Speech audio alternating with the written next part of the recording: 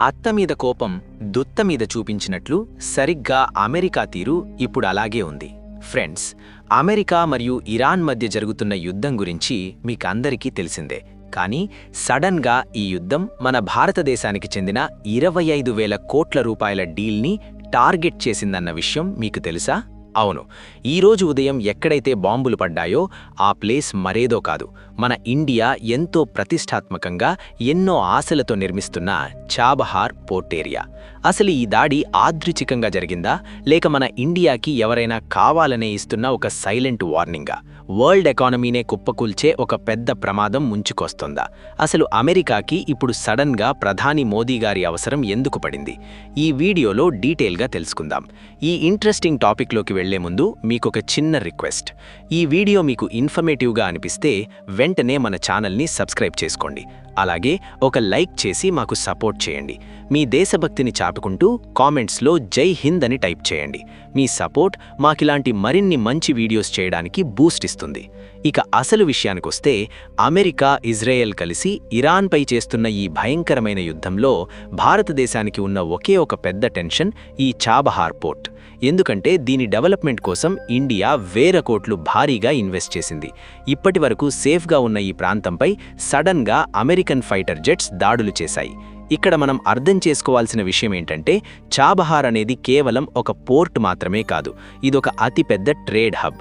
అందుకే ఇక్కడ దాడి జరగడాన్ని కేవలం ఒక మిలిటరీ యాక్షన్లా కాకుండా మనకిచ్చిన ఒక పెద్ద జియోపొలిటికల్ వార్నింగ్గా ఎక్స్పర్ట్స్ భావిస్తున్నారు.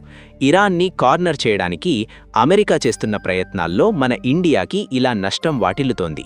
అయితే ఇక్కడే మన విదేశాంగ మంత్రి ఎస్ జైశంకర్ గారు ఒక ఇంట్రెస్టింగ్ విషయాన్ని, ఒక పెద్ద సీక్రెట్ని బయటపెట్టారు.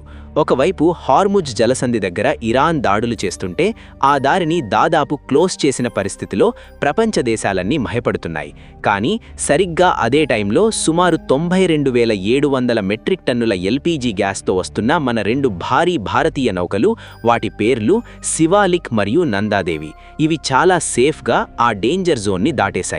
ఇది ఎలా సాధ్యమైంది అంటే, ఇండియా మరియు ఇరాన్ మధ్య ఉన్న స్ట్రాంగ్ రిలేషన్స్, అలాగే మన వాళ్ళు చేసిన డిప్లొమాటిక్ చర్చల వల్లే ఇది సాధ్యమైందని జైశంకర్ గారు చెప్పారు. ఇది నిజంగా మన ఇండియాకి దౌత్యపరంగా ఒక అతిపెద్ద విజయమని చెప్పాలి. ఎందుకంటే మిగతా దేశాల నౌకలు అక్కడికి వెళ్లాలంటేనే వణికిపోతున్నాయి. ఇదంతా ఇలా ఉంటే, అగ్రరాజ్యం అమెరికా లోపలి నుండే ఒక సంచలన వార్త బయటకొచ్చింది. ఒక retired American army officer national టీవీలో మాట్లాడుతూ ఒక మైండ్ బ్లోయింగ్ స్టేట్మెంట్ ఇచ్చారు. ఆయన ఏమన్నారంటే, డొనాల్డ్ ట్రంప్ నిజంగా ఈ టెన్షన్ని ఆపాలి అనుకుంటే ఆయన వెంటనే భారత ప్రధాని నరేంద్ర మోదీ గారికి ఫోన్ చేయాలి. ఇండియా హెల్ప్ తీసుకుంటేనే దీనికి సొల్యూషన్ దొరుకుతుంది, ఫేక్ నెగోషియేషన్స్ వల్ల ఎలాంటి లాభం లేదు అని తేల్చి చెప్పారు. ప్రపంచంలోనే అత్యంత పవర్ఫుల్ దేశానికి సడన్గా మన ఇండియా ఎందుకు గుర్తొచ్చింది? ఎందుకంటే ఈ యుద్ధం ఇలాగే కంటిన్యూ అయితే, ఆపకపోతే ముడి చమురు బ్యారెల్కి ఏకంగా $300లకు చేరే ప్రమాదముంది. ఒకవేళ అదే జరిగితే ప్రపంచవ్యాప్తంగా షేర్ మార్కెట్లు 60 నుండి 70% వరకు క్రాష్ అయిపోతాయి. ఎంతోమంది తమ ఆస్తులను కోల్పోయి రోడ్డున పడతారు. మరి దీని ఇంపాక్ట్ మన ఇండియా మీద ఎలా ఉంటుంది? మన ఇండియా ప్రపంచంలోనే 4th లార్జెస్ట్ ఎల్ఎన్జీ ఇంపోర్టర్, అలాగే 2nd లార్జెస్ట్ ఎల్పీజీ కొనుగోలుదారు. మన వంట గ్యాస్ నుండి పెద్ద పెద్ద ఫ్యాక్టరీల వరకు మిడిల్ ఈస్ట్ సప్లై పైనే ఆధారపడి ఉన్నాయి. కాబట్టి సప్లై ఆగిపోతే మన మార్కెట్ పైన కూడా ప్రెషర్ పడుతుంది కదా అని అందరూ భయపడ్డారు. కానీ మన భారత ప్రభుత్వం చాలా ధైర్యంగా ఏమంటోందంటే, ఎవరూ పానిక్ అవ్వాల్సిన అవసరం అస్సలు లేదు. మన దగ్గర సరిపడా గ్యాస్ స్టాక్ ఉంది, దానికి తగ్గట్టుగా ఆల్టర్నేటివ్ సప్లై ఏర్పాట్లు కూడా పక్కాగా ఉన్నాయి అని చాలా క్లియర్గా ప్రజలకు భరోసా ఇచ్చింది. ఇక ఈ స్ట్రెయిట్ ఆఫ్ హార్ముజ్లో ప్రపంచ దేశాలకు చెందిన ఆయిల్ ట్యాంకర్లకు రక్షణ కల్పించడానికి తమ నేవీని పంపాలని డొనాల్డ్ ట్రంప్ తమ మిత్రదేశాలని అడిగారు. కానీ ఇక్కడే ఒక ఆశ్చర్యకరమైన ట్విస్ట్ చోటు చేసుకుంది. అమెరికాకి ఎంతో క్లోజ్గా ఉండే జపాన్, ఆస్ట్రేలియా, బ్రిటన్, ఫ్రాన్స్ లాంటి పెద్ద దేశాలు ఈ యుద్ధంలో డైరెక్ట్గా ఇన్వాల్వ్ అయ్యే ఉద్దేశం లేదని వెనకడుగు వేశాయి. ఈ విషయంలో తాము చాలా జాగ్రత్తగా అడుగులు వేస్తున్నట్లు, ఇరాన్తో డైరెక్ట్గా గొడవ పెట్టుకోవడం ఇష్టం లేదని చెప్పకనే చెప్పాయి. మరోవైపు డొనాల్డ్ ట్రంప్ చైనా పైన కూడా ప్రెషర్ పెడుతున్నారు. చైనా సపోర్ట్ చేయకపోతే హై లెవెల్ మీటింగ్స్ క్యాన్సిల్ చేస్తామని వార్నింగ్ ఇచ్చారు. కానీ ఇటు ఇరాన్ ఏమో తగ్గేదే లేదు.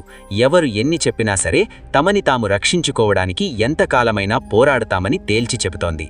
సో రాబోయే రోజుల్లో ఈ యుద్ధం ఎలాంటి భయంకరమైన పరిస్థితులకు దారితీస్తుందో, మన ఇండియా ఎలాంటి స్టెప్స్ తీసుకుంటుందో వేచి చూడాలి. ఈ ఇంట్రెస్టింగ్ అప్డేట్ మీకు నచ్చితే ఇలాంటి మరిన్ని ఇంట్రెస్టింగ్ వీడియోస్ మిస్ అవ్వకుండా చూడడానికి మన ఛానల్ని తప్పకుండా సబ్స్క్రైబ్ చేసుకోండి. జై భారత్, జై హింద్.